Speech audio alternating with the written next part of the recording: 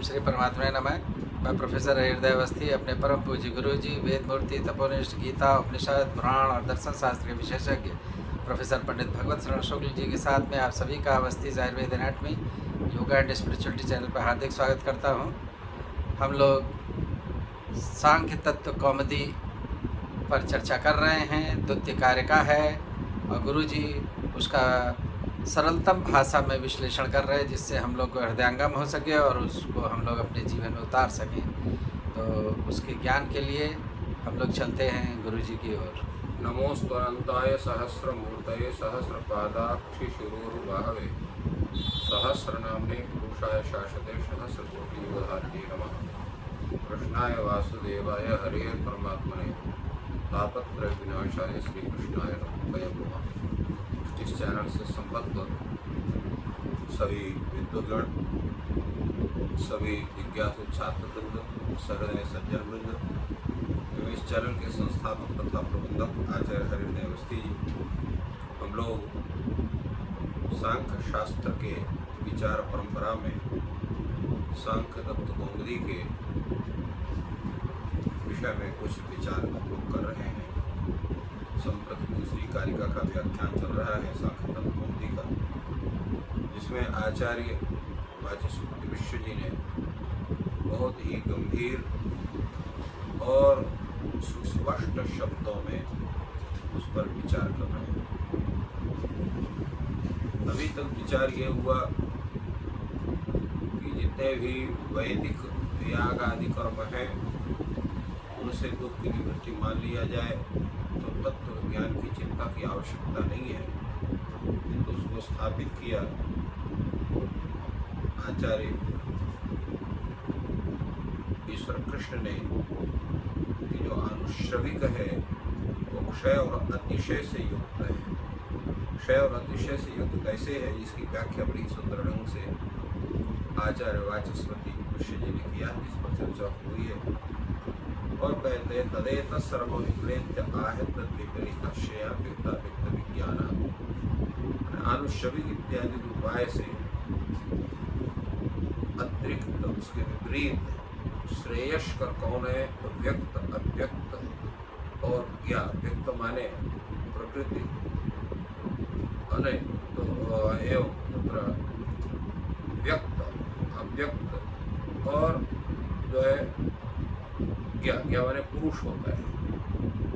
प्रकृति हो गया जिसको हम व्यक्त शब्द से कहते हैं, और अव्यक्त जो है वो आपके जो है मादादि हुई, और क्या माने पुरुष। व्यक्त अव्यक्त विज्ञान, यही व्यक्त और अव्यक्त का विज्ञान है। इस पर विचार जो चल रहा है, तो जो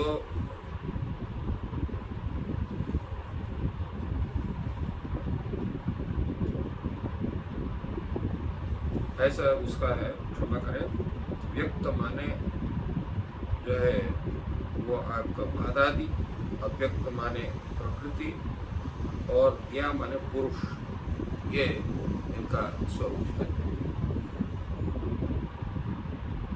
उस पर कहा गया कि तस्मात् अनुश्रविकात् दुखापघात कोपायात् सोमपानादेह अविशुद्धात्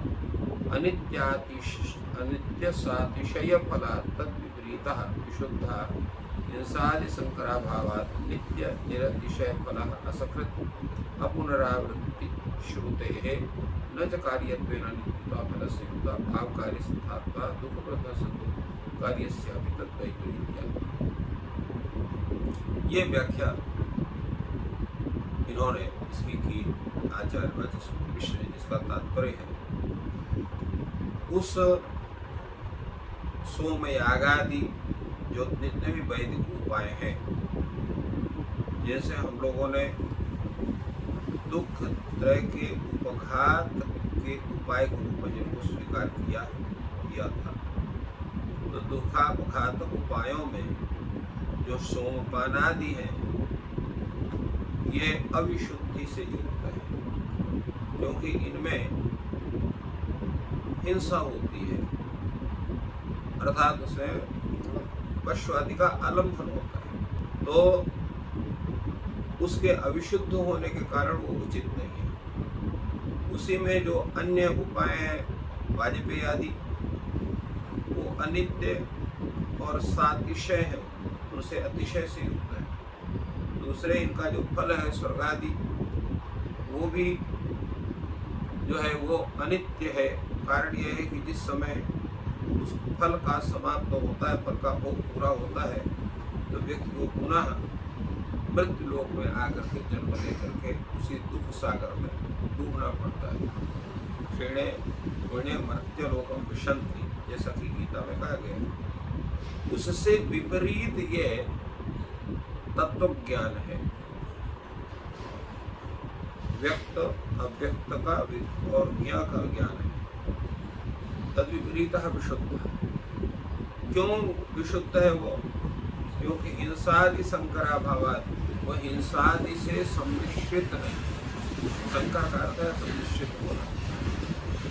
और नित्य निरतिशय फल, उसका जो फल है वो कैसा है? कभी भी समाप्त होने वाला नहीं है। सर्वनित्य निरतिशय फल, सदा नित्य सर्वोत्कृष्ट मोक्ष फल को देने वाला है। और असकृत अपुनरावृत्त है। और दूसरी बात उसमें क्या है? वो जो है अपुनरावृत्ति, पुनरावृत्ति नहीं होती। असकृत माने बार जो है, सकृत माने असकृत अपुनरावृत्ति। बार बार जो है अपुनरावृत्ति, अपुनर्जन्म का होता है, मैंने पुनर्जन्म नहीं होता है। न कार्यत्वेन अनित्यता फल से युक्त। अगर ये कहते हो कि मोक्ष भी कार्य है, तो कार्य जितने होते हैं वो अनित्य होते हैं। तो कार्यत्वेन अनित्यता फल से अगर कहते हैं तो वो भी उचित नहीं है। कार्य होने के कारण ही कोई अनित्य नहीं हो जाता है। क्यों? भाव कार्य से तथत्व, जो भाव कार्य हैं उनके विषय में ही यह बात होती है। किंतु जो ये कैसा है, ये अभाव रूप है, दुख, ये प्रध्वंस अभाव है। दुख प्रध्वंस रूप ये कार्य है, इसलिए दुख प्रध्वंस रूप इस कार्य जो है उसके विपरीत है, अर्थात उससे भिन्न होने के कारण ये नित्य। तो इस तरह से नित्य होने के कारण जो तत्व ज्ञान है वही दुखत्रय के अभिघात में सर्वोत्तम है, उसी से दुखत्रय का अभिघात होगा, ये इन्होंने स्थापित किया। इसमें कुछ प्रश्न भी हो सकते हैं। न च दुखांतरोत्पादः कारणाप्रवृत्तो कार्यस्य अनुत्पादः। फिर कहे कि भाई ठीक है, ये दुख समाप्त हो गए, फिर अन्य दुख उत्पन्न हो जाएंगे, तो ये पुनः अन्य दुखों की उत्पत्ति का कोई भी मार्ग स्थित नहीं है, क्योंकि कारण के बिना कार्य की उत्पत्ति नहीं होती। दुखत्रय के प्राप्ति का जो कारण है, उस कारण को ही जब समाप्त कर दिया जाएगा, तो फिर वहां पर दुख रूप कार्य कहाँ से उत्पन्न होगा? तो ये जो विवेक ज्ञान है, इसके उत्पन्न होने से दुख के उत्पत्ति के जितने कारण है वही समाप्त कर दिए जाते हैं। विवेक ज्ञानोपजन पर्यंतत्वाच्च कारण प्रवृत्ते है। इसलिए कि विवेक ज्ञान के अनंतर कोई भी प्रयोजन शेष न रहने का कारण रूप जो प्रकृति का जो व्यापार है वो अपने आप रुक जाता है। जब प्रकृति का व्यापार रुक जाएगा तो तत्कार्य रूप जो दुख है उसकी उत्पत्ति कहाँ से? इन सब विषयों में आगे भी हम लोग विचार करेंगे स्पष्ट रूप से, किस तरह से दुखत्रय के होने वाले जो कारण हैं, जो प्रकृति के माध्यम से होते हैं, उनको किस तरह से उनकी स्थिति होती है, कैसे वो कारण समाप्त होते हैं, इसका पूरा विचार आगे होगा। अभी संप्रति जो ये कारिका है तद विपरीत श्रेयान व्यक्ता व्यक्त विज्ञानात्, इसका जो है सामान्य अर्थ क्या है? बड़ा सुंदर ढंग से आचार्य वाचस्पति मिश्र जी इसके विषय में कहते हैं, तस्मात् अर्थात इस प्रकार के विवेचन से आनुश्रविक जो वैदिक अधिकारी हैं उनसे जो दुख का आप विघात मानते हो कि इनके दुख नाश हो जाएगा, उनको हेतु मानते हो, वो उचित नहीं। उसके विपरीत जो सत्य पुरुषान्यता प्रत्यय है, अर्थात जो सत्य पुरुष का साक्षात्कार है, तत्व ज्ञान है, वही तत्व ज्ञान का साक्षात्कार ही वस्तुतः दुख के अब जो है नाश में हेतु है, इसलिए वही श्रेयस्कर है। तद्विपरीतः सत्व पुरुषान्यता प्रत्यय साक्षात्कार दुखापघातकः हेतु अतएव श्रेय, इसलिए वो श्रेयस्कर है, क्योंकि दुख वो अपघातक में मुख्य हेतु है।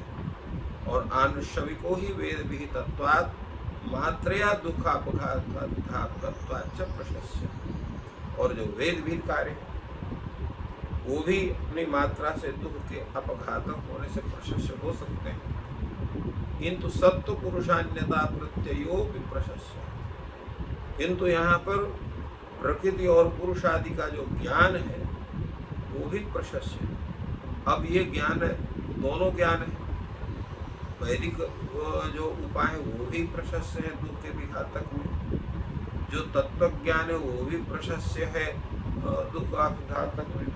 तो इन दोनों के मध्य में जब तुलना करिएगा तो कौन सा श्रेष्ठ ज्ञान माना जाए, तो उस प्रकार सत्य पुरुषान्यता प्रत्यय श्रेयान, यहाँ पर जो है सत्य और पुरुष का जो अन्यता प्रत्यय है, दोनों का जो ज्ञान है, अर्थात प्रकृति और पुरुष इत्यादि का जो ज्ञान है वही सबसे श्रेयस्कर है।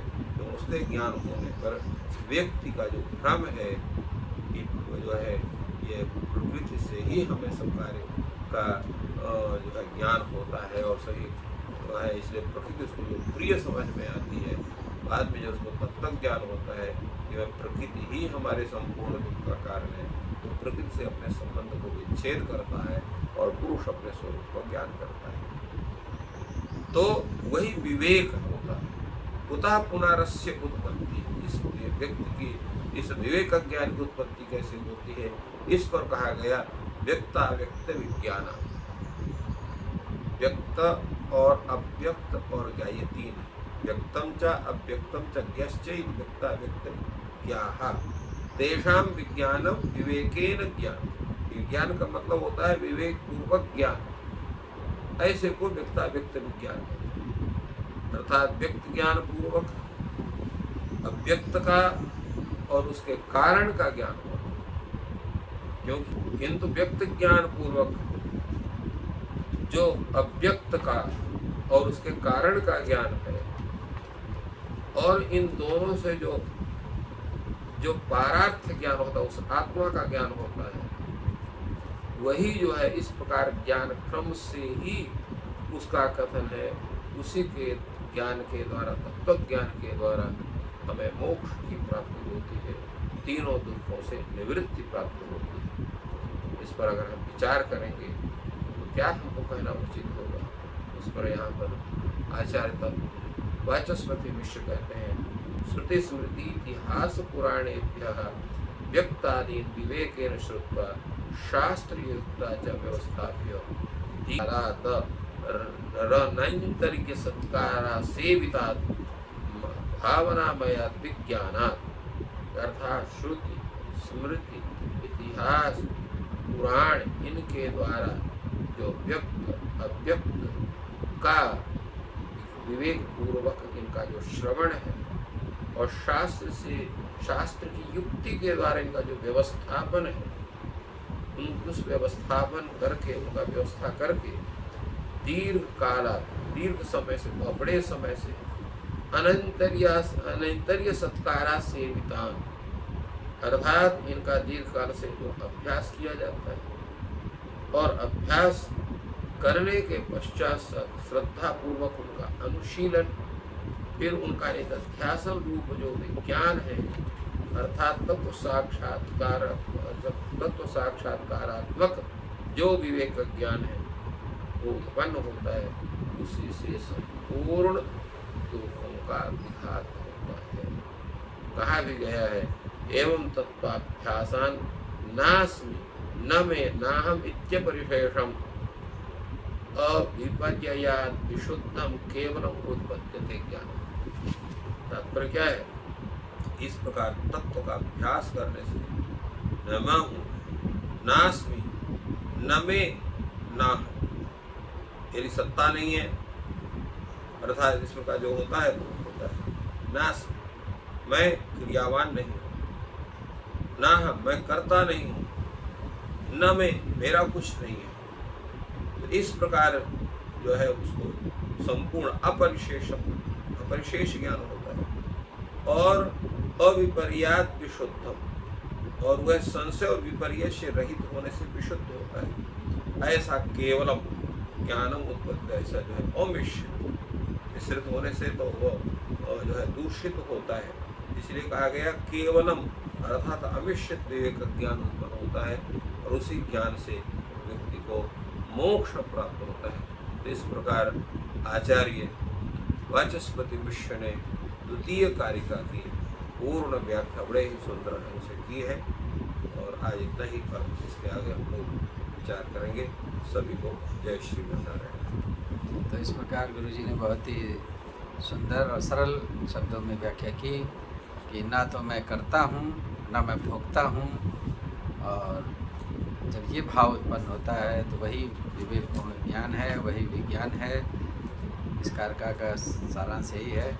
और अभी गुरु जी और भी व्याख्या सरल रूप में करेंगे। आपका दिन शुभ हो, ईश्वर आपकी सहायता करें जिससे इसका अभ्यास हो सके।